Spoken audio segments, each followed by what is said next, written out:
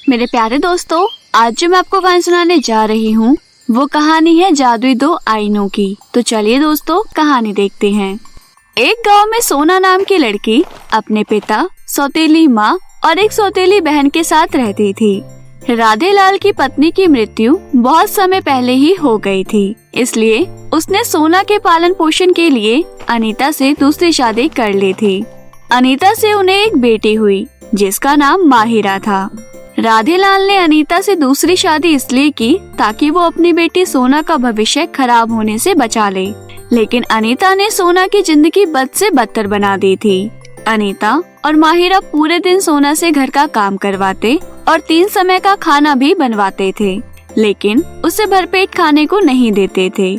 शादी के बाद राधे लाल को अपनी पत्नी के जुल्मों के आगे झुकना पड़ा, क्योंकि वो बात बात पर अपने भाइयों की धमकी दिया करती थी। कई बार तो वो अपने भाइयों से कहकर राधे लाल की पिटाई करवा देती थी, इसलिए राधे लाल चुप रहता था। क्यों री महारानी, अभी तक खाना क्यों नहीं बना? सुबह से ऐश कर रही थी। नहीं माँ, खाना तो समय पर ही बन जाता है, लेकिन घर में कोई भी सब्जी नहीं थी, इसलिए मुझे बाजार जाकर सब्जी लानी पड़ी। बहाने तो बहुत है तेरे पास, मानना पड़ेगा। नहीं माँ, मैं सच कह रही हूँ। अगर अब एक भी शब्द कहा तो जोरदार तमाचा लगाऊंगी। जा जल्दी से खाना लेकर आ, माहिरा के उठने का समय हो रहा है। जी माँ।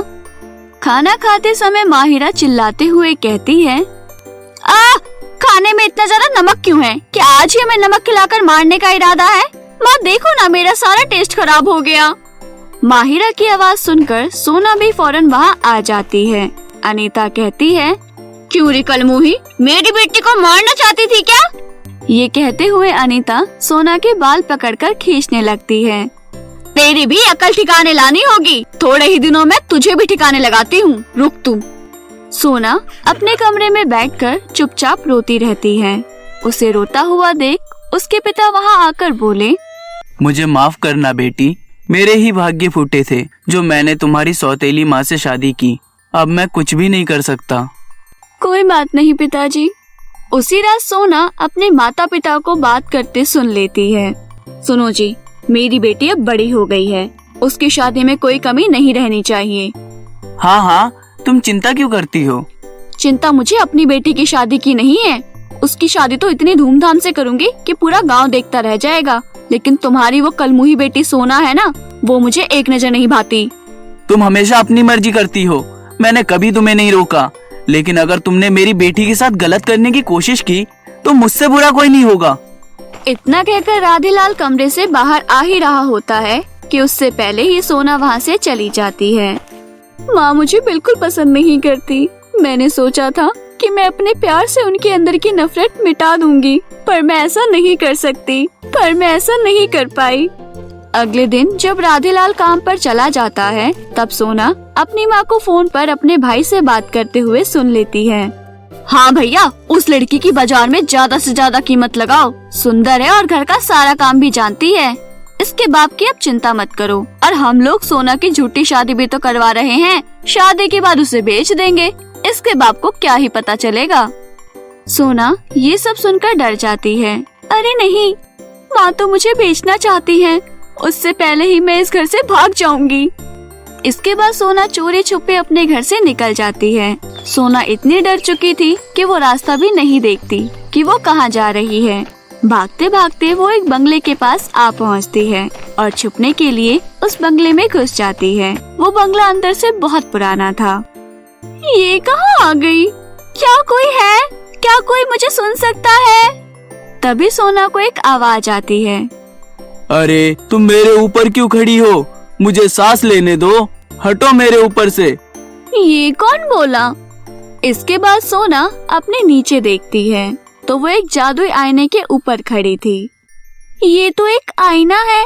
आईना, क्या ये तुमने कहा? हाँ। उसके बाद सोना उस आईने को अपने हाथ में उठाकर उस आईने को साफ करती है। मुझे साफ करने के लिए तुम्हारा शुक्रिया। आईना सोना की शक्ल देखकर उसके मन का हाल पता कर लेता है। तुम तो बहुत दुखी हो, तुम्हारी माँ तो बहुत बुरी है। हाँ आईना, ये सब तुम्हें कैसे पता? अरे बाबा, मैंने अभी तो कहा मैं एक जादुई आईना हूँ। तुम्हारी सूरत देख के मैंने तुम्हारे मन का हाल पता कर लिया। मैं इस बंगले में कितने सालों से अकेला पड़ा था। क्या तुम मुझे अपने साथ ले जाओगी? मैं वादा करता हूँ कि मैं तुम्हारी हर तरह से मदद करूँगा। तुम इतनी प्यारी प्यारी बातें करते हो, मैं तुम्हें अपने साथ जरूर ले जाऊंगी, लेकिन मैं खुद कहाँ जाऊंगी? मैं उस घर में वापस कभी नहीं जाना चाहती। मेरे पास तुम्हारी मुसीबत का हल है। तुम उसी घर में वापस जाओगी। नहीं नहीं, मेरी माँ मुझे व्यापारियों के हाथों बेच देगी। अरे पगली, चिंता क्यों करती हो? मैं हूँ ना। इसी बंगले में एक जादुई आईना और है, तुम्हें उसे ढूंढना होगा। एक और जादुई आईना?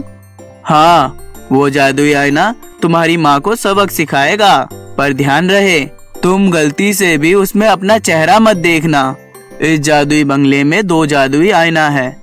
एक मैं जो इतना प्यारा हूँ, मेरे आईने में अगर कोई अपनी शक्ल देख ले तो उसके भाग्य खुल जाते हैं, लेकिन किसी ने गलती से भी उस दूसरे आईने में अपनी शक्ल देख ली तो उसकी जिंदगी नरक हो जाती है, नरक। उसके बाद सोना उस दूसरे आईने को ढूंढ लेती है और उस आईने के ऊपर एक कपड़ा रखकर अपने घर ले जाती है।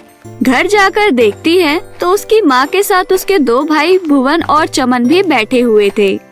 जादुई आईना, अब हम घर आ चुके हैं, जल्दी से बताओ कि मुझे क्या करना है। मैं माँ को क्या कहूँ? मामा भी माँ के साथ ही बैठे हैं। उसके बाद आईना धीरे धीरे सोना के कान में कुछ कहता है। उसके बाद सोना अपनी माँ के पास जाकर कहती है, माँ, मैं आपके लिए कुछ लाई हूँ। कहाँ थी महारानी सुबह से? सुबह से घर का कुछ काम क्यों नहीं हुआ? और क्या लाई है तू मेरे लिए? माँ, जब मैं आज जंगल से लकड़ियाँ काट कर ला रही थी तब मुझे एक जादूगरनी मिली। जादूगरनी की मदद करने के बाद उन्होंने मुझे ये आईना दिया। उसके बाद मैंने इस आईने में अपनी सूरत देखी और पता है माँ, तुरंत ही मेरे हाथ में एक सोने का सिक्का आ गया। क्या? सच में? दिखा दिखा, सोने का सिक्का कहाँ है? दिखा। ला, ये आईना मुझे दे दे। माँ, वो सोने का सिक्का तो शायद मेरे कमरे में छूट गया, मैं बाद में दे दूंगी। ये लीजिए, आप आईना ले लीजिए, और हाँ, इसमें आप अपनी सूरत सोने से पहले ही देखना, ऐसा उस जादूगरनी ने कहा था। ठीक है, अब जाकर अपना काम कर। अनीता मन ही मन सोचती है, अब इसे बेचकर क्या ही फायदा, अब कुछ फायदे का काम कर रही है ये मेरे लिए। उसके बाद अनीता अपने भाइयों से कहती है, आप दोनों बैठकर यहाँ शक्ल क्या देख रहे हैं? जाइए यहाँ से। ये कहकर वो अपने दोनों भाइयों को वहाँ से भेज देती है। रात होने के बाद अनीता उस जादुई आईने में अपनी शक्ल देखती है, तो मैं सुंदर के साथ साथ अमीर भी हो जाऊंगी।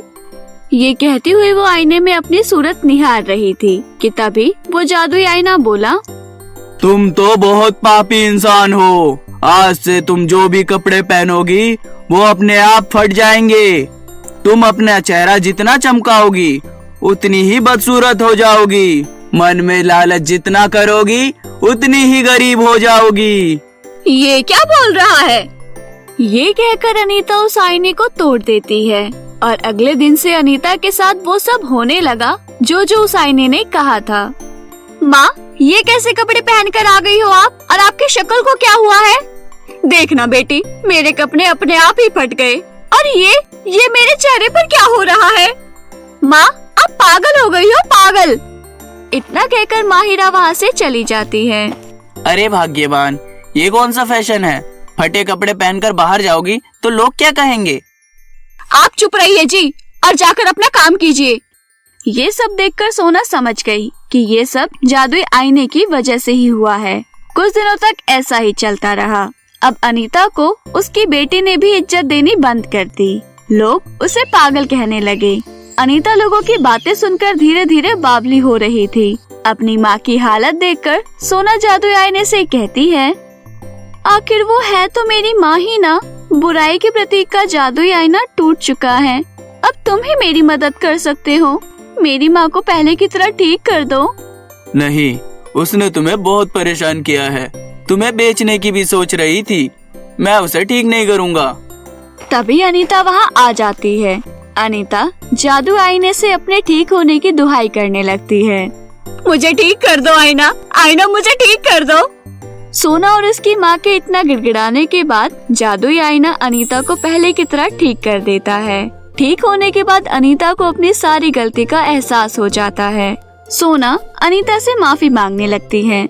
मुझे माफ कर दीजिए माँ, मैं आपकी ऐसी हालत नहीं करना चाहती थी, मैं बस खुद को बेचना नहीं चाहती थी। तूने जो भी किया खुद को बचाने के लिए किया, लेकिन मैं तो एक माँ हूँ, मैंने तेरे साथ इतना बुरा सलूक किया, मुझे माफ कर दे बेटी। आज से तुझ में और माहिरा में कोई फर्क नहीं है, तुम दोनों मेरे लिए एक समान हो। ये कहकर वो सोना को गले लगा लेती है। कुछ दिनों बाद सोना और माहिरा की एक ही साथ बहुत धूमधाम से अलग अलग घर में शादी हो जाती है। अगर अब सब कुछ ठीक हो गया है तो कोई मुझे फिर से उस बंगले में छोड़कर आएगा? अरे मेरा साथी बुराई का प्रतीक आईना भी उसी बंगले में पहुंच चुका है। अब उसके दूसरे दोस्त को तो उससे अलग मत करो। अरे अरे कोई मुझ पर भी तो ध्यान दो, कोई मुझे जल्दी से तोड़ दो। तो दोस्तों इस कहानी से हमें क्या सीख मिली हमें कमेंट में जरूर बताइएगा।